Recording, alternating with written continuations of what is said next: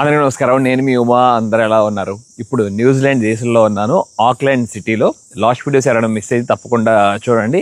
India నుండి Australia నుండి New Zealand ఎలా వచ్చాయని చెప్పి చాలా విషయాలు తెలియజేశాను. నా ప్రయాణంలో నా ఎక్స్పీరియన్సెస్. నేనున్న ఈ ఆక్లాండ్ సిటీలో జనాభా 17 లక్షల మంది నివసిస్తున్నారు. న్యూజిలాండ్ దేశం మొత్తంలో మనం మాట్లాడుకుంటే 54 లక్షల మంది అంతే. చాలా చిన్న పాపులేషన్. అట్లాగే కంట్రీ కూడా వచ్చి islands, south island, north island అని చెప్పి అంటారు. చాలా మెయిన్ ఐలాండ్స్. ఇక చిన్న చిన్న ఐలాండ్స్ అయితే చాలా ఉన్నాయి మనం చెప్పుకుంటూ పోతే. ఇవాళ వెదర్ కూడా చాలా బాగుంది.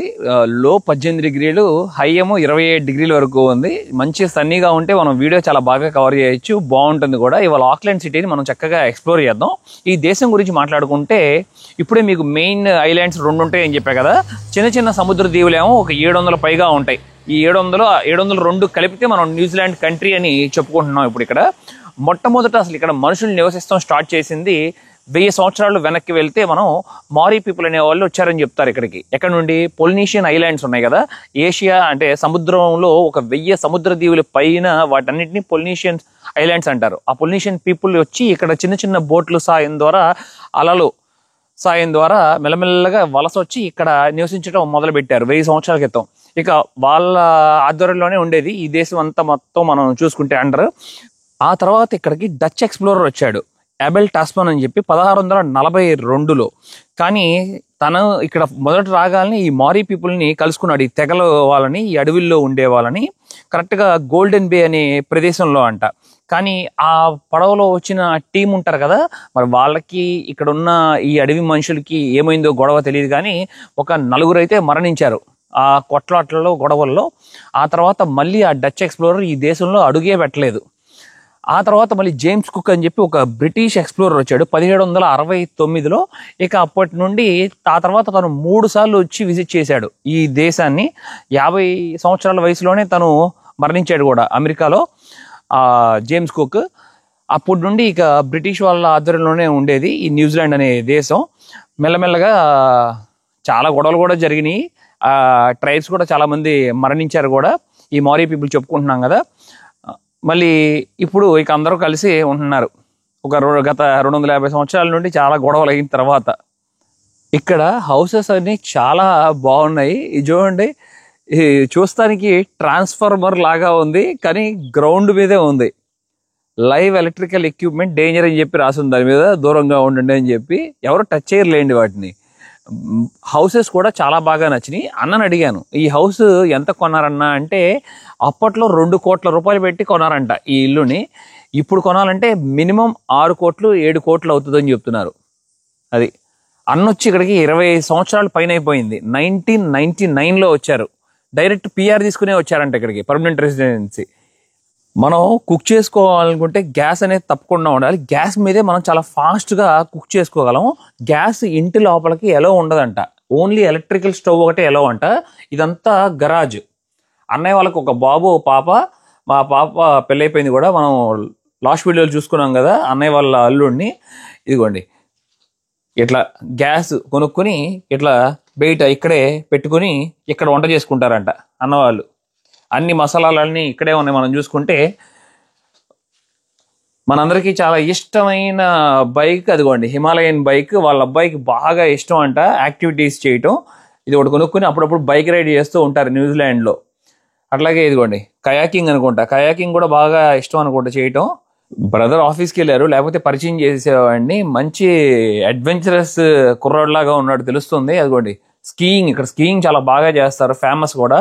మంచు పడ్డ మౌంటైన్స్ దగ్గరికి వెళ్ళి ఎన్ని ఉన్నాయి చూసారా స్కీయింగ్ చేసేవి. అవి అన్నయ్య వాళ్ళ ఇంట్లో పెరట్లో పండించిన గ్రేప్స్ ఇస్తున్నారు ఇప్పుడే నాకు. ఇదిగోండి బ్లాక్ లేదన్నా, ఇవి రెడ్ గ్రేప్సా? వైన్ కోసం చేసేవి. వైన్ కోసం. స్వీట్ ఉంటుందా? సూపర్ ఉన్నాయన్నా, చాలా బాగున్నాయి. కానీ బ్లాక్ అట్లా ఉండదన్నా, కొంచెం పుల్లగా అట్లా ఉంటుంది. గ్రేప్స్ చాలా రకాలు ఉంటాయి, బట్ ఇది చాలా బాగుంది, తింటానికి బాగుంది. బేసికల్లీ కొంచెం వైన్ మేకింగ్ కోసం వాడే గ్రేప్స్ ఇవి. ఓకే, నేను అన్నకు ఫోన్ చేసి అడిగాను ఒక మాట, అన్న ఈ దేశం వస్తానని ఏదైనా తక్కువ రేటుకి ఏం దొరుకుతాయి కొనుక్కోవడానికి అంటే ఏవి దొరకవు, అన్ని బయట నుండి వస్తాయంట. ఏ దేశం నుండి వస్తాయన్న ఎక్కువగా? General China. అది కొంచెం ఎక్కువ చైనా నుండి వస్తాయంట, వాళ్ళదేనంట హై మార్కెట్ ఇక్కడ. కార్స్ ఏమో జపాన్. Okay super. ఎందుకంటే డ్రైవింగ్ వచ్చి మనకి అవును same driving right side. Generally Japan imports ఎక్కువ ఇక్కడ. సెకండ్ హ్యాండ్ మార్కెట్ పెద్దది ఇక్కడ. ఫస్ట్ హ్యాండ్ ఏమో కొంచెం అంటే 20% అనుకోండి. అన్న అప్పట్లో మీరు పిఆర్కి ఎంత ఖర్చు పెట్టారు? అప్పట్లో చాలా తక్కువైంది, ఒక $5,000 అంటే అప్పట్లో డాలర్ చాలా తక్కువ ఉండేది. సో బేసిక్ 1.5 lakh అయి ఉంటుంది ఆ రోజుల్లో. నిజంగా సూపర్ అన్న, చాలా మంచి ప్లాన్ చేశారు. మీరు ఏం చదువుకున్నారు అన్నప్పుడు? నేను బీఎస్సీ. సూపర్. అప్పట్లోనే మీకు 25 పాయింట్స్ వచ్చింది అన్నారు. 25 పాయింట్స్ అప్పుడు అంటే జనరల్ పాయింట్స్ కేటగిరీ కింద వచ్చాను నేను. ఎన్ని మంత్స్ పట్టింది మీకు వీసా ప్రాసెస్? అప్పుడు ఒక 10 to 11 months పట్టింది. అప్పుడు ఏంటంటే కొత్తగా యూనివర్సిటీ ఎగ్జామ్ స్టార్ట్ అయిన అప్పుడు రీసెంట్ గా, దాంతో కొంచెం అప్పుడు ఐఎల్టీఎస్ అవన్నీ ఫస్ట్ బ్యాచ్ నేను ఐఎల్టీఎస్ రాసింది. సూపర్. సో అట్లా కొంచెం టైం పట్టింది అప్పుడు. బట్ ఓవరాల్ గా 10-11 months. నాకు 98 లో వీసా వచ్చింది, నేను 99 లో వచ్చాను. ఏం జాబ్ చేసేవారు మీరు ఇక్కడికి వచ్చి? నేను వర్క్ సూపర్ మార్కెట్ బేస్ కదా, నేను డ్యూటీ మేనేజర్ చేసేవాడిని. పర్లేదు, స్ట్రెస్ ఉంటుంది. స్ట్రెస్ లేదు ఇక్కడ, అన్ని జాబ్ లో స్ట్రెస్ ఉంటుంది. But okay, manageable. ఇక అవన్నీ పార్ట్ ఆఫ్ లైఫ్ అంతే. అవన్నీ. ఇక్కడ మినిమం సాలరీ ఎంతనా పీపుల్ కి? మినిమం ఇప్పుడు బేసిక్ గా మీకు హవర్లీ వేజ్ వచ్చి 22.70 per hour మినిమం పే చేయాలి గవర్నమెంట్. అది మినిమం. అది కాకపోతే ఎక్స్పెన్సెస్ కూడా అట్లాగే ఉంటాయి, మీకు ఖర్చు అయిపోతాయి. సో ఇద్దరు పని చేయాలి ఫ్యామిలీలో. ఒకళ్ళ ఖర్చులు పోయినా ఒకళ్ళు సేవ్ చేసుకోవచ్చు. అదే ఒకళ్ళు ఉంటే ఎక్కడ ఫ్లాటింగ్ చేసుకోవడం, వీళ్ళతో వాళ్ళతో పేయింగ్ గెస్ట్ గా ఉంటాము, లేదా షేర్ చేసుకోవడం చేసుకుంటే కొంచెం మిగులుతాయి. లేకుంటే మొత్తం పైసలు అయిపోతాయి బేసిక్ గా. ఇప్పుడు పిఆర్ రావడం చాలా కష్టంగా ఉంది ఈ దేశానికి, చాలా రూల్స్ ఎక్కువ ఉన్నాయి. పిఆర్ అంటే ఇప్పుడు అంటే డైరెక్ట్ గా పాయింట్ సిస్టమ్, ఆ సిస్టమ్ లేదు ఇప్పుడు నార్మల్ ఏంటంటే మీరు వచ్చి చదువుకోవటము, దాని తర్వాత మీకు వర్క్ పర్మిట్, తర్వాత పిఆర్ అదొక కేటగిరీ. ఇంకోటేమో ఈ రీసెంట్ చాలా ఓపెన్ చేశారు ఈ మధ్య. అంటే డైరెక్ట్ ఇండియా నుంచి వచ్చే వాళ్ళు చాలా మంది వస్తున్నారు ఇప్పుడు వర్క్ బేసిస్ మీద. తర్వాత కొన్నాళ్ళతో వర్క్ చేసి ఎక్స్పీరియన్స్ మీద, వాళ్ళు ఎక్స్పీరియన్స్ కాదు కానీ బట్ తనది పిఆర్ ఫైల్ చేసుకుని అట్లా కూడా వస్తున్నాయి. ఇంకోటి ఫ్యామిలీ కేటగిరీలో వచ్చేది ఇంకో కేటగిరీ. అది లోకల్ అమ్మాయి చేసుకుని రావడము, అది ఇంకో కేటగిరీ. ఆక్లాండ్లో నేను గ్లెన్ ఈడెన్ అనే ఒక ప్రదేశంలో ఉన్నాను. ఇక్కడ ఒక మెట్రో ట్రైన్ స్టేషన్ ఉంది. ఇక్కడ నుండి బయలుదేరి సిటీకి సెంటర్కి వెళ్తున్నా. 40 నిమిషాలు పడుతుంది. భలే ఉంది కదా. స్టేషన్ చాలా చిన్నగా ఉండి ఒక రేకుల షెడ్తో ఉండి ఒక 100 సంవత్సరాలు వెనక్కి వెళ్ళినట్టు అనిపించింది అది చూడంగానే. ఇక్కడ మనకి ట్యాప్ ఇట్లా ఉంటుంది ఎంట్రన్స్ దగ్గర. ప్రతి ఒక్కళ్ళు జెన్యున్గా ఇక వాళ్ళు వచ్చి ఇక్కడ ట్యాప్ చేసి ఇక లోపలికి వెళ్ళిపోతారు. మళ్ళీ ఎగ్జిట్ అయ్యేటప్పుడు మనం ట్యాప్ చేస్తాం, అంతే. సేమ్ ఆస్ట్రేలియాలో నాకు మన మిత్రులు చెప్పినట్టు ఇక్కడ న్యూజిలాండ్లో కూడా ఉండటానికి 22 degrees ఉంది ఇప్పుడు వెదర్. కానీ ఆ ఎండ వచ్చి నా మీద స్కిన్ తగులుతున్నప్పుడు చర్రమని ఏదో వాత పెట్టినట్టు అనిపిస్తుంది. ఇక్కడ కూడా ఓజోన్ లేయర్ ఉండదంట న్యూజిలాండ్ అలా ఆస్ట్రేలియా. అందుకే బయటకు వచ్చినప్పుడల్లా మనం ఏదో ఒకటి క్రీమ్స్ అనేది అప్లై చేసుకోవాలి, లేకపోతే మనకి స్కిన్ క్యాన్సర్ వస్తుందని ఆస్ట్రేలియాలో చెప్పారు. సేమ్ ఇక్కడ కూడా చాలా జాగ్రత్త పడాలి. కానీ ఇప్పుడు సమ్మర్ అయిపోయి మనం వింటర్లోకి అడుగు పెడుతున్నాం. మెల్లమెల్లగా తగ్గుతుంది ఇప్పుడు ఎండ. మన మెట్రో ట్రైన్ కూడా వచ్చేసింది. బాగుంది, చాలా డిఫరెంట్గా ఉంది. నాతో పాటు అన్నయ్య కూడా వచ్చారు. ఆ అన్నయ్య మొదటిసారి ఎక్కుతున్నారు లాస్ట్ 25 yearsలో.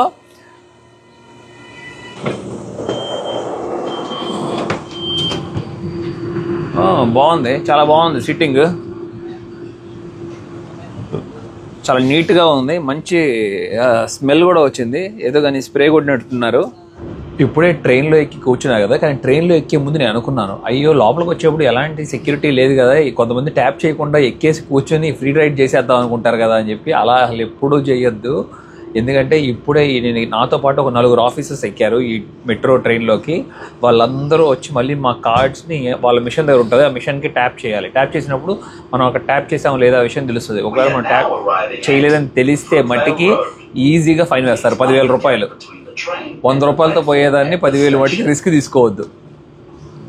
అదొకటి వెనక ఆఫీసర్స్ ఉన్నారు, వాళ్ళని ట్రాన్స్పోర్ట్ ఆఫీసర్స్ అని పిలుస్తారు. లాస్ట్ స్టాప్ వచ్చేసాము మనం. బ్రిటో మార్ట్ అని పిలుస్తారు ఈ స్టేషన్ నేమ్. ఇక్కడ నుండి చాలా దగ్గర మనకి సిటీ సెంటర్. ఇక దీని తర్వాత ఇక ఎలాంటి స్టేషన్ ఉండదు. ఇవ్వండి ఎండ్ అయిపోయింది, చూస్తున్నారా. ఇలాంటి ఎండింగ్ స్టేషన్స్ నేను చాలా ప్రదేశాల్లో చూశాను. నాకు ఇలా బాగా గుర్తొచ్చేది ఏంటంటే చెన్నై సెంట్రల్. ఎందుకంటే ఎక్కువ రోజులు చెన్నైలో ఉన్నాను కాబట్టి. స్టేషన్లో నుండి మనం ఇప్పుడు బయటికి వెళ్ళి చూద్దాం, ఇక్కడ బయట అంతా ఎక్స్ప్లోర్ చేద్దాం. వావ్, సూపర్ ఉంది అసలు. బయటికి రాగానే చూడవచ్చు. మనం ఇప్పుడు లిటిల్ క్వీన్ స్ట్రీట్లో ఉన్నాం. ఎదురుగా చూస్తున్నారా ఇన్ఫోసిస్ ఆఫీస్ ఉంది. ఐటీ కంపెనీ అయి ఉండొచ్చు, ఎందుకంటే ఇన్ఫోసిస్ అంటే ఐటీయే కదా. NZX, H&M, ఇదేదో స్టాక్ మార్కెట్ సంబంధించింది అనుకుంటా. అక్కడ చూడొచ్చు డిస్ప్లేలో అవన్నీ వస్తున్నాయి, బిజినెస్కి సంబంధించింది. అట్లాగే ఫారెన్ ఎక్స్చేంజ్ గురించి. పైన జార్డన్ అని ఉంది, HSBC ఉంది ఆపోజిట్లో. డిలైట్ కూడా చాలా ఫేమస్ కదా, ఐటీ కంపెనీ అయి ఉండొచ్చు. వావ్, అక్కడ చూడండి, అది ఫెర్రీ పాయింట్. మనం సముద్రం ముందే ఉన్నాం. ఒకప్పుడు అసలు ఈ ప్రదేశం మొత్తం మనం చూసుకుంటే ఇన్నర్ హార్బర్లో ఉండేది ఇది. తర్వాత ఇక సిటీలో కలిసిపోయిందని చెప్పొచ్చు ఈ ప్రాంతం అంతా. నా వెనకాలే నేను వచ్చిన రైల్వే స్టేషన్ బిల్డింగ్ చూడండి ఎంత పెద్దగా ఉందో. ఒక క్లాక్ కూడా ఉండి బ్యూటిఫుల్గా ఉంది. బ్రిటోమార్ట్ స్టేషన్ వాటికి అదిరిపోయింది. అక్కడ మొత్తం ఇన్ఫర్మేషన్ కూడా రాశారు. ఒకప్పుడు 1879లో ఇది అసలు ఫస్ట్ సెంట్రల్ రైల్వే స్టేషన్లో ఉండేదంట. ఆ తర్వాత చీఫ్ పోస్ట్ ఆఫీస్ లాగా దీన్ని డిజైన్ చేశారు 1909లో. చాలా పెద్దది ఇది, కానీ ఇది మెయిన్ రైల్వే స్టేషన్ కాదు. తర్వాత మళ్ళీ 1940లో ఇంకొక ప్లేస్లో నిర్మించారు వీళ్ళు రైల్వే స్టేషన్. ఇందాకడ పొద్దున వరకు ఆకాశంలో మబ్బులే లేవు. ఇప్పుడు గమనించవచ్చు ఎన్ని ఉన్నాయో చూడండి. ఈ కంట్రీకి మరొక నిక్ నేమ్ కూడా ఉంది, land of long white clouds అని పిలుస్తారు. న్యూజిలాండ్ వాళ్ళు national icon and symbol of pride for New Zealanders అని చెప్తారు. ఈ బర్డ్ చాలా ఇంపార్టెంట్ బర్డ్ ఇది ఇక్కడ, కానీ అంతరించిపోతుందంట. దీన్ని కాపాడాలని చాలా ప్రయత్నిస్తున్నారు ఈ కంట్రీ వాళ్ళు, ఈ కివీ బర్డ్ని. మనం ఇక్కడ చాలా సముద్ర దీవులు ఉంటాయని చెప్పుకున్నాం కదా. ఇక్కడ నుండి చాలా మంది ఈ ఫెర్రీస్లో టూర్స్ టికెట్స్ బుక్ చేసుకుని ఇక్కడ నుండి ట్రావెల్ చేస్తారు. భలే ఉంది అసలు, మన కళ్ళ ముందు చూస్తున్నారు కదా, బ్యూటిఫుల్గా ఉంది కదా. క్రూజ్ షిప్, చాలా పెద్ద క్రూజ్ షిప్. అసలు ఎన్ని వేల మంది ఉంటారో కానీ దాంట్లో మట్టికి ఎన్ని రూమ్స్ ఉంటాయో కానీ భలే ఉంది. ఇక్కడ మరికొన్ని బోట్స్ ఉన్నాయి చూడండి. ఇలాంటి ఫెర్రీస్లో ఇక్కడ ట్రావెల్ చేస్తూ నెక్స్ట్ వేరే సముద్ర దీవులకి వెళ్తూ ఉంటారు. చాలా బాగా అనిపించింది. ఆ రాయల్ ప్రిన్సెస్ అని పిలుస్తారంట ఎదురుగా మనకు కనబడుతున్న క్రూజ్ షిప్ని. నేను ఇప్పుడున్న ఈ ఆక్లాండ్ సిటీని సిటీ ఆఫ్ సెయిల్స్ అని కూడా పిలుస్తారు. ఎక్కువగా సెయిలింగ్ కూడా జరుగుతూ ఉంటాయి. బోట్లు ఈ సిటీ చుట్టూతో మనం గమనించుకుంటే ఇలా వాటర్ ఫ్రంట్ కనపడుతూనే ఉంటుంది మనకి. అసలు రియల్లీ చాలా బ్యూటిఫుల్గా ఉంది. నేను అసలు ఇంత పెద్ద క్రూజ్ షిప్ని ఇప్పుడేను అనుకుంటా చూసింది, నాకు అనుకుంటున్నాను నా లైఫ్లో. బ్యూటిఫుల్గా ఉంది. మన కంట్రీలో ఇంకా టెస్లా కార్ రిలీజ్ చేయలేదు అనుకుంటా, కానీ పెద్ద పెద్ద బిలియనియర్స్ మట్టికి ఎవరో కానీ 2 కార్లు వాడుతున్నట్టున్నారు ఇండియాలో. ఇక్కడ బాగున్నాయి చూడండి. అక్కకి పింక్ అంటే బాగా ఇష్టం అనుకుంటా కారు. అట్లాగే మరి వాళ్ళ ఇంటి పేరు ఏంటో కానీ షూలా అని పెట్టి రాయించుకున్నారు. అలా కూడా ఇక్కడ మనకి నచ్చినట్టుగా పేర్లు రాయించుకోవచ్చు అంట నంబర్ ప్లేట్ల మీద. దానికి సపరేట్గా కొంచెం ఛార్జెస్ ఉంటాయి హైగానే. ఇక్కడ రోడ్ల మీద నడుస్తున్నప్పుడు మన భారతీయులు చాలా మంది కనబడుతున్నారు. మగపిల్లలు వాళ్ళ గర్ల్ ఫ్రెండ్స్ మరి లవర్స్ ఏంటో కానీ చూస్తే వాళ్ళ పక్కన ఎక్కువగా లోకల్స్ ఉన్నారు. ఇక్కడ లోకల్స్ న్యూజిలాండ్ వాళ్ళకి ఇప్పుడు ఉన్న కాలంలో బాగా భారతీయులను బాగా ఇష్టపడుతున్నారంట. అట్లాగే భారతీయులను కూడా పెళ్లి చేసుకుంటున్నారంట. నేను ఉన్న ఈ హార్బర్ ఏరియాలో కరెక్ట్గా ఫ్రంట్ మనకి ఇక్కడ పైస్ అని చెప్పి ఒక ఫుడ్ స్టాల్ ఉంటుంది. చాలా బాగుంటుందంట. ఇప్పుడు మనం చికెన్ పఫ్ ఎలా తింటాము, చికెన్ శాండ్విచ్, అలాగ పై లోపల మొత్తం చికెన్ వెజిటేరియన్ ఏది కావాలంటే అది పెట్టుంచుతారంట. మనం ట్రై చేద్దాం, చాలా టేస్టీగా ఉంటుందని చెప్తున్నారు. దీని టేస్ట్ ఎలా ఉంటుందనే తిన్నాకే తెలుస్తుంది. బటర్ చికెన్ అంట, $12, $600 ఒకటి. ఇంకా ఇక్కడ చాలా ఉన్నాయి మనకు కావాలనుకుంటే. ఇదిగోండి మనం తీసుకున్న ఆ పై తిందాం, చికెన్ పై. అది మనం చెప్పాలనుకుంటే ఈ ఏరియా చాలా కాస్ట్లీ ఏరియా. క్వీన్ స్ట్రీట్లో ఉన్నాం కదా, అందుకనే మనకి ఇది $600 పడింది. ఇదే వేరే ఏరియాస్లో మనం చూసుకుంటే ఆఫ్ రేట్ $300కే దొరుకుతుంది. ఎవరైనా ట్రై చేయండి, మీకు ఇక్కడైనా దొరికితే ఇది. చాలా చూద్దాం.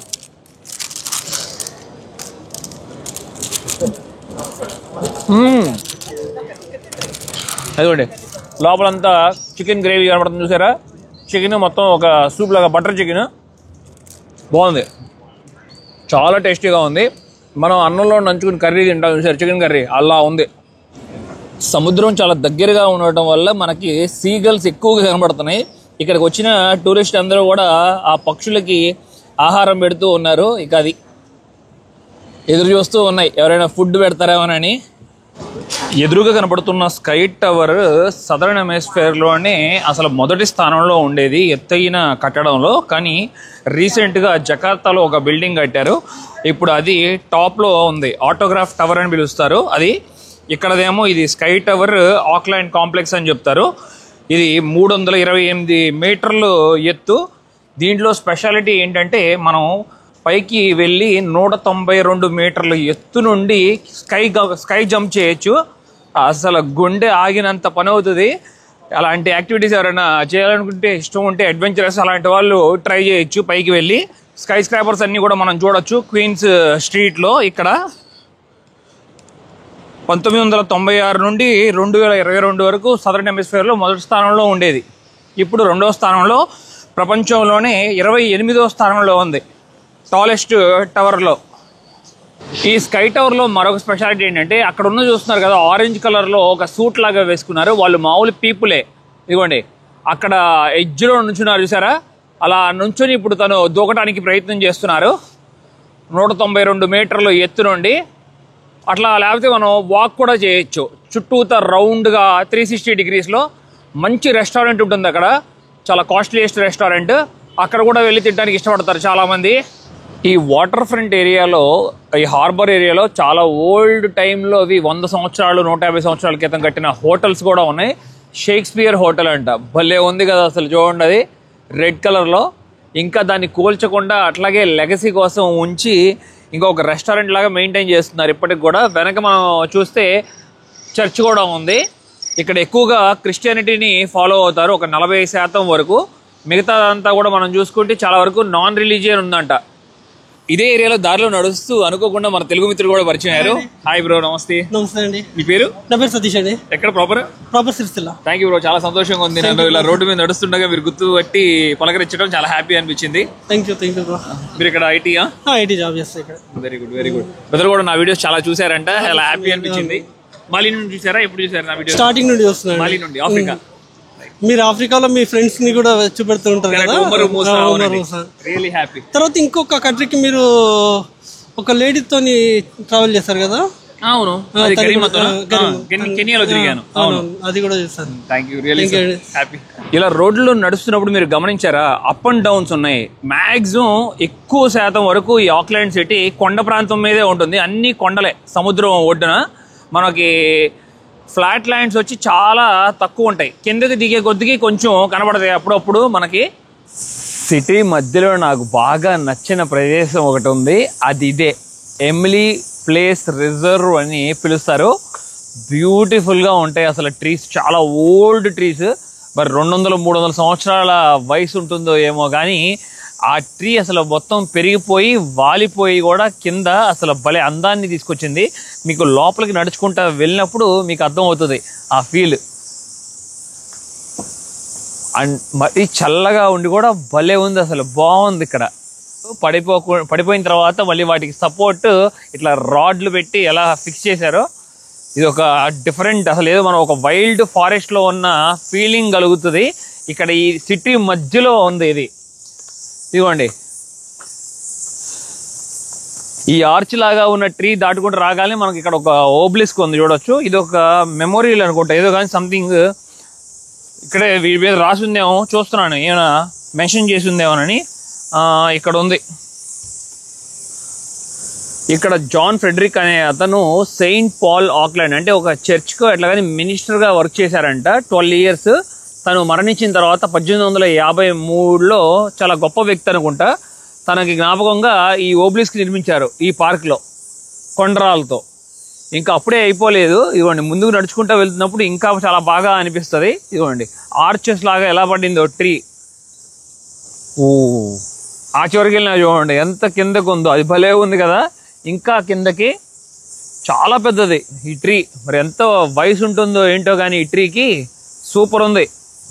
ఇది చూసారా, ఇదే ఇక్కడ ఉన్న స్పెషాలిటీ ఈ ట్రీకి. ఇట్లా నడుచుకుంటూ వెళ్ళటం, ఈ ఆర్చెస్ లాగా ఏర్పడి ఒక పావులాగా మెలికలు తిరుగుతూ చూడండి ఎట్లా ఆక్రమించుకుంటూ వెళ్ళిపోయిందో ముందుకి ప్రయాణిస్తూ.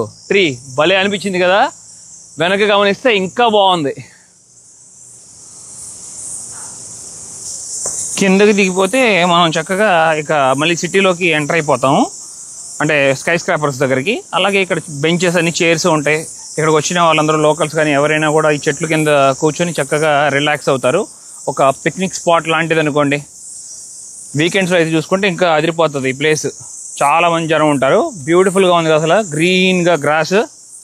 ఇక్కడ పీపుల్ ఫిట్నెస్కి చాలా ఇంపార్టెన్స్ ఇస్తారు. చూడండి, నిట్ట మధ్యాహ్నం 12ంటికి కూడా పరిగెడుతున్నారు జనాలు. అన్నీ షర్ట్లు ఇప్పేసి బాగా కొంచెం వేడిగా ఉంటుంది కదా, ఇక అది సిగ్గేం పడరు వీళ్ళు. అలాగే ఇక్కడ లైఫ్ కూడా చాలా బాగుంది. 90 సంవత్సరాల వరకు చక్కగా పోతున్నారు. ఎందుకంటే స్వచ్ఛమైన గాలి, స్వచ్ఛమైన ప్రాంతం, కేర్ బాగా తీసుకుంటున్నారు పీపుల్, గవర్నమెంట్ కూడా. అలాగే ఇక్కడ ఎడ్యుకేషన్ సిస్టమ్ ఎలా ఉంటుంది? ఇక్కడ బేసికలీ స్కూలింగ్ అంతా ఫ్రీ. అంటే మీరు ఏ వీసాలో ఉన్నా కూడా ఇక్కడ చిన్న పిల్లలు ఉంటే మాత్రం up to right from nursery నుంచి కూడా అప్ టు యూనివర్సిటీ వరకు, అంటే బిఫోర్ యూనివర్సిటీ వరకు ఎడ్యుకేషన్ కంప్లీట్లీ ఫ్రీ ఉంటుంది. స్కూలింగ్ అయిపోతే బేస్డ్ ఆన్ ద గ్రేడ్స్ మెరిట్స్ని బట్టి మీరు యూనివర్సిటీలో మీకు మీ సీట్ వస్తుంది అనమాట. ఆ యూనివర్సిటీ కూడా మీకు గవర్నమెంట్ పే చేసేస్తుంది, యూనివర్సిటీ వాళ్ళ గవర్నమెంట్. అయితే మీకు వన్స్ కోర్స్ అయిపోగానే మీకు జాబ్ వస్తే అందులో 13% ఆఫ్ గ్రాస్ ఇన్కమ్ స్ట్రైట్ వెళ్ళిపోతుంది అనమాట. ఉద్యోగం వచ్చిన తర్వాత ఇబ్బంది పెట్టదు. అంతకు ఇంట్రెస్ట్ ఫ్రీ లోన్స్ అవి. అన్లెస్ మీరు కంట్రీలో ఉంటే, కంట్రీ దాటితే మాత్రం మీకు ఇంట్రెస్ట్ పడుతుంది. సూపర్ ఉందన్న లైఫ్ మటుకు ఇక్కడ చూస్తుంటే. ఎందుకంటే మన ఇండియాలో చాలా మంది సఫర్ అవుతున్నారు, స్కూల్ ఫీజులు కట్టుకోలేక. వాళ్ళ ముందు స్కూల్ ఫీజులు దాకా తర్వాత సంగతి లక్షల్లో పెరిగిపోయింది. ఇప్పుడు ఇక్కడ ప్రైవేట్ చాలా కాస్ట్, ఇక్కడ కూడా చాలా కాస్ట్లీ. బట్ బాగా డబ్బులు ఉన్న వాళ్ళు జాయిన్ అవుతారు, మిలియనియర్స్, బిలియనియర్స్. బట్ అంత అవసరమే లేదంటా నేను. ఇక్కడ స్కూలింగ్ అంతా బాగానే ఉంటుంది, చాలా నీట్ గా ఉంటుంది. అలాగే హాస్పిటల్ సంగతి ఏంటన్నా? హాస్పిటల్స్ కూడా మెడికల్ ప్రతి మచ్ ఆల్మోస్ట్ అంతా ఫ్రీ. ఇది ఓన్లీ ఫర్ లోకల్స్ కే కదా? ఓన్లీ ఫర్ అంటే పిఆర్ ఉన్న వాళ్ళకి ప్లస్ సిటిజన్స్ కి, పర్మనెంట్ రెసిడెంట్ ఆర్ సిటిజన్ వాళ్ళకి ఫ్రీ ఉంటుంది. బాగుంది. మామూలుగా ఇప్పుడు 400 సిక్ అయి వచ్చానంటే అయిపోయినాయి. చాలా కాస్ట్లీ, చాలా కాస్ట్లీ, లక్షల కోట్ల రూపాయలు అయిపోతాయి అంట. మనం తట్టుకోవడం కష్టం అది కొంచెం. అందుకే జనరల్లీ అందరూ ఇక్కడ ఫిట్ గా ఉంటారు. రీజన్ కూడా అదే, ఎందుకంటే ఇక్కడ మెడికల్ జనరల్లీ కొన్ని చాలా ఎక్స్పెన్సివ్. సో అండ్ కోవిడ్ టైంలో కూడా ఒక్క డెత్ కూడా లేని కంట్రీ ఇదే కదా. ఎస్పెషల్లీ వేవ్ 2 ఇండియా బాగా సఫర్ అయిన టైంలో మాకు 0 డెత్ మాకు. Wow, super. ఆ విషయం మాత్రం అప్పటి గవర్నమెంట్ చాలా బాగా చేసింది, సూపర్ గా కంట్రోల్ చేశారు, చాలా బాగా చేశారు. దారిలో వెళ్తూ ఇక్కడ నేను ఒక పెట్రోల్ బంక్ చూశాను. ఫ్యూల్ రేట్లు విని అసలు పూర్తిగా ఆశ్చర్యపోయాను. మామూలు పెట్రోల్ ఉంటుంది కదా, అది ఒక లీటర్ 135 రూపాయలు ఉంది. సుప్రీం పెట్రోల్ కావాలనుకుంటే మనకి 155 రూపాయలు 1 లీటర్. డీజిల్ ఏమో 110 రూపాయలు. చాలా కాస్ట్లీ ఉంది అసలు. మిమ్మల్ని ఒక ప్రత్యేకమైన ప్రదేశానికి దగ్గరికి తీసుకొచ్చాను. నా కళ్ళ ముందే ఉంది, అదే ఈడెన్ పార్క్ స్టేడియం. ఈ స్టేడియం న్యూజిలాండ్లోనే చాలా పెద్దది. క్రికెట్ లవర్స్కి చాలా బాగా తెలుసు ఈ స్టేడియం. ఈ స్టేడియంని మొట్టమొదటి నిర్మించింది 1900 సంవత్సరం, అంటే 125 సంవత్సరాలు పూర్తి చేసుకుంటుంది. ఈ స్టేడియం న్యూజిలాండ్ వాళ్ళకి నేషనల్ స్టేడియం కూడా. మరియు 50,000 మంది కూర్చొని చూడొచ్చంట ఒకేసారి మ్యాచ్. అదే రగ్బీ జరిగినప్పుడు 60,000 మంది కూర్చొని చూడొచ్చు అని చెప్తున్నారు. మరొక ఇంట్రెస్టింగ్ ఫ్యాక్ట్ ఏంటనుకుంటున్నారు? ఫస్ట్ వన్డే ఇంటర్నేషనల్ మ్యాచ్ 1976లో న్యూజిలాండ్ వర్సెస్ ఇండియా మనమే జరిగింది మొదట. అలాగే మరొక ఇంట్రెస్టింగ్ ఫ్యాక్ట్ ఏంటంటే ఉమెన్స్ వన్డే ఇంటర్నేషనల్ మ్యాచ్ కూడా ఇండియా టీంతోనే జరిగింది 1982లో. ఇక్కడ మన ఇండియా చాలా మ్యాచెస్ ఆడింది ఈ గ్రౌండ్లో, కానీ చాలా వరకు ఓడిపోయాం మనం. ఒక మ్యాచ్ మట్టికి టై అయినట్టున్నాము, అది మట్టికి సూపర్ మ్యాచ్ అని చెప్తున్నారు ఇక్కడ ఉన్న వాళ్ళు. సిటీ నుండి ఒక 20 కిలోమీటర్లు ట్రావెల్ చేసుకుంటూ ఈ వైల్డ్ ఫారెస్ట్లో వచ్చాం. సౌండ్ మీకు వినపడుతుందని అనుకుంటున్నాను. చూసారా, మిడతలు అయి ఉంటాయి. ఆ మిడతలు ఇలాగా సౌండ్ చేసేది. ఇంత వైల్డ్ లైఫ్ ఫారెస్ట్లో కూడా మనం ఎక్కడైనా రాత్రిపూట తప్పిపోయినా కూడా అలా భయపడాల్సిన బాధ లేదు. ఎందుకంటే న్యూజిలాండ్లో ఒక్క పాము కూడా లేదు, పాయిజనస్ స్నేక్ ఒక్కటి కూడా లేదు. ఆ విషయంలో చాలా లక్కీ. ఒకే ఒక స్పైడర్ ఉందంట. ఆ స్పైడర్ కొంచెం పాయిజనస్ అని చెప్తారు, కానీ అది చాలా రేర్ అంట, అసలు మనకు కనపడటం. గత 200 సంవత్సరాల్లో కూడా ఒక 2 చనిపోయారేమో అది కరిచి, అంతే. అంత సీరియస్ ఏం లేదు, అందుకే జాగ్రత్తగా కాపాడుకుంటున్నారు. బాగుంది చూడండి, బ్యూటిఫుల్గా ఉంది కదా. వెనక ఎలా ఉందో చూసారా? ఒక వుడెన్ బ్రిడ్జ్ దగ్గర నేను నుంచున్నాను. కొండల్లో నుండి వస్తున్న నీరు జలపాతం అంతా ఉంది కదా, జలపాతం అంతా ప్రయాణించుకుంటూ కిందకి వెళ్ళి సముద్రంలో కలిసిపోతుంది. ఈ అడవి ప్రాంతంలో ఆ కొండల్లో ఆ పైన నిర్మించాడు ఇల్లు. భలే ఉంది చూడండి, చూడటానికి సూపర్ ఉంది కదా. కానీ ఇప్పుడు ఎవరో ఉండట్లేదు అనుకుంటా అక్కడ. చూస్తుంటే అన్నీ లాక్ వేసినట్టు, అట్లాగే మనుషులు కూడా కనబడట్లేదు. బట్ చాలా బ్యూటిఫుల్గా ఉంది ఆ హౌస్. అక్కడ నుండి వ్యూ అదిరిపోతుంది. ముందు సముద్రం అంతా కనబడుతూ దారిలో వెళ్తూ చాలా బాగా అనిపిస్తుంది వాటర్ ఫాల్ దగ్గరికి. ఆ వాటర్ ఫాల్ని ఇదిగోండి కారే ఫాల్స్ అని పిలుస్తారు. కేవలం 5 నిమిషాల సమయం పడుతుంది. కిందకి ఇట్లా నడుచుకుంటూ వెళ్ళాలి. ఇక్కడ కేవ్ కూడా ఎలా ఏర్పడిందో చూడండి, న్యాచురల్గా ఆ కొండల్లో. ఒకప్పుడు ఇక్కడ ఉండే అడవి మనుషులంతా అలాంటి కేవ్స్లోనే నివసించేవారు. లోపలికి వెళ్ళేటప్పుడు చాలా న్యాచురల్గా పెట్టాడు, అది చాలా బాగా నచ్చింది. ఈ ఫారెస్ట్లో మనకి ఇక్కడే రోడ్డు స్టెప్స్ వేస్తే అదేదో ఆర్టిఫిషియల్ లాగా అనిపిస్తుంది. భలే ఉంది చూడండి. కొండల్లో ఉండి ఎక్కడెక్కడో నీరు వస్తూ ఉంటాయి కదా, అది రకరకాల దారులు తయారు చేసుకుంటూ ముందుకి కిందకి ప్రయాణిస్తుంది. అది కాదు యాక్చువల్లీ వాటర్ ఫాల్, ఇంకా ముందుకు వెళ్ళాలి మనం. ఇదిగోండి ఇక్కడ ఒక పాండ్ లాగా ఉంది, చూస్తున్నారు కదా. ఈ పాండ్ లాగా ఉండి ఈ పాండ్కి ముందు మనం గమనించుకుంటే అందమైన జలపాతం. ఇదే మనం వానాకాలం సమయంలో వస్తే చాలా పెద్దగా ఉంటుంది ఈ అందమైన జలపాతం. బాగుంది, సూపర్ ఉంది. సిటీకి దగ్గరలో కేవలం 20 కిలోమీటర్ దూరంలో ఎంత అందమైన వాటర్ ఫాల్, అలాగా కింద ఒక పాండ్ లాగా ఉండి ఫ్రెష్గా ఉన్నాయి వాటర్ కూడా. మనం చూసుకుంటే చాలా మంది వచ్చి ఇక్కడ స్విమ్ చేస్తూ ఎంజాయ్ చేస్తున్నారు, బాత్ చేస్తూ.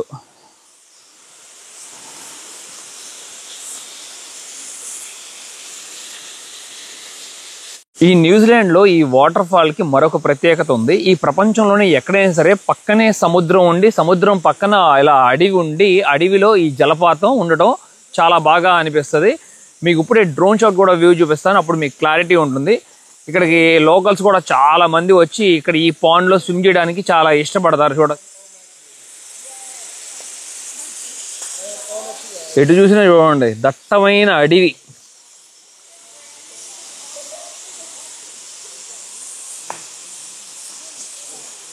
ఆ కొండల మధ్యన అడవిల్లో మనం జలపాతం చూసుకున్నాం కదా, అసలు అందమైన జలపాతం. ఇంకో కొంచెం దూరం ప్రయాణం చేసుకుంటూ వస్తే ఒక 7 కిలోమీటర్లో ఇక్కడ ఒక బ్యూటిఫుల్ ప్లేస్ ఉంది, వ్యూ పాయింట్. భలే ఉంది చూడండి.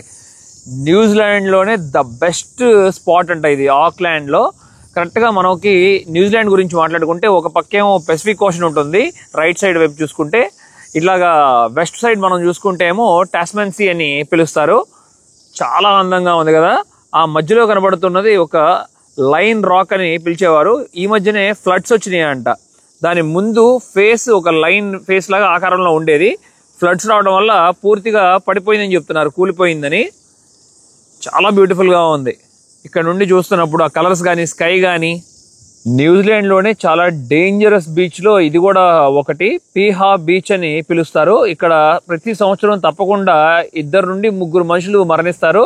లాస్ట్ టైం మన ఇండియన్ కూడా ఒక అతను అలలో తాకిడికి కొట్టుకుపోయి చనిపోయారంట. చాలా వేగంగా వస్తాయని విన్నాను ఇక్కడ అలలు. ఈ బీచ్లో మీరు గమనిస్తే నలుపు రంగులో ఉంది చూడండి, ఇసుక మొత్తం చాలా వరకు. బ్లాక్ శాండ్ బీచ్ చాలా స్పెషల్. లాస్ట్ టైం మనం ఏ కంట్రీలో చూసుకున్నాం, తైవాన్లో కూడా చూసుకున్నాం, గుర్తుందా? దీన్ని చూస్తుంటే ఏదో పొలాల్లో ఎరువు వేసే ఇసుకలాగా ఉంది చూడటానికి. ఈ ప్రమాదమైన బీచ్లో నడుస్తుంటే అసలు భలే అనిపిస్తుంది చూడండి. ఇప్పుడు లో టైడ్ ఉండటం వల్ల ఎందుకనో కానీ అలలు చాలా వరకు వెనక్కి ఉన్నాయి, లేకపోతే ఇదంతా అలలు వస్తాయి. 500 మీటర్స్కి ముందుకు వస్తుంది అలలు, ఆ చివరి వరకు అక్కడ ఒడ్డు దగ్గరికి. వావ్, అక్కడ ఆ చివరిని చూస్తే బ్యూటిఫుల్గా ఉంది చూడండి. అలలు ఉద్రిక్తత వలన అసలు ఎలా ఏర్పడిందో చూసారా? మనం ఆస్ట్రేలియాలో చూసుకున్నాం కదా 12 ఫోసిల్స్, సేమ్ ఆ టైప్లో ఉంది. ఇది కూడా సపరేట్ అయిపోయింది. మేబీ అది లైమ్ స్టోన్ రాకో మరి ఏంటో కానీ పూర్తిగా కరిగిపోతుంది చూడొచ్చు ఆ కొండ. ముందు కాలంలో ఇక ఇవన్నీ పిల్లర్స్ లాగా ఏర్పడతాయేమో. నిజంగా అన్నట్లుగానే చాలా స్కేరీగా ఉంది ఈ బీచ్. చూడొచ్చు అసలు నేను కొంచెం వెళ్తే కూడా మునిగిపోతానేమో. చాలా దగ్గరగా వస్తున్నాయి అలలు. చాలా డేంజరస్ బీచ్ అంట. మరి చూడండి ఇక్కడ చాలా కాంపిటీషన్స్ కూడా జరుగుతాయంట, వాటర్ కాంపిటీషన్స్, వాటర్ స్పోర్ట్స్. ఒక్కోసారి అలలు ఇక్కడ దాకా వచ్చినాయి. ఇందాకడ నేను చూసుకోలేదు, లేకపోతే తడిచిపోయే వాళ్ళం. నాకు వాటర్ అంటే పిచ్చబోయో, కానీ ఎంతసేపు వాటర్ పైన ఉంటే మటుకి ధైర్యంగా ఎంత దూరమైనా వెళ్తాను, కానీ వాటర్ లోపలికి వెళ్ళబట్టే చాలా తక్కువ యాక్టివిటీ చేయడం. అది కూడా చాలా బాగా అనిపించింది కదా. ఆ చివరిన మనకి ఆ పిల్లర్ అట్లాగా నుంచోవడం, కొండ సూపర్ ఉంది. ఆ మధ్యలో వస్తున్న అలలు అవన్నీ కూడా రియల్ బెర్రీస్ ఉంటాయి కదా, ఆ బెర్రీస్ అన్నీ కలిపి మిషన్లో పెట్టి, ఆ మిషన్లో కొంచెం ఐస్ క్రీమ్ కూడా మిక్స్ చేసి వెనీలా ఫ్లేవర్ అలాగా దాన్ని మనకి ఇప్పుడు ఇస్తున్నారు. మన దగ్గర 300 ఛార్జ్ చేస్తున్నారు. అదిగోండి మన ముందే అన్నీ వేశారు చూసారా, ద రియల్ ఫ్రూట్స్, బెర్రీస్. ఇప్పుడు అది క్రష్ చేసి మనకి కింద నుండి ఐస్ క్రీమ్ వచ్చేస్తుంది. చాలా టేస్టీగా ఉంటుందంట.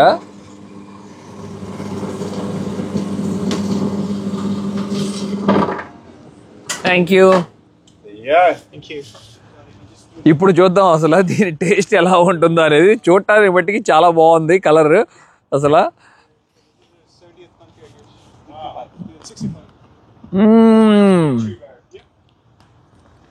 చాలా బాగుంది. బెర్రీస్ అన్నీ చాలా టేస్టీగా ఉంది. సూపర్ ఉంది. వర్త్. ఐస్ క్రీమ్ ఇష్టం లేనంటే వాళ్ళు ఎవరు ఉండరు అనుకుంటా.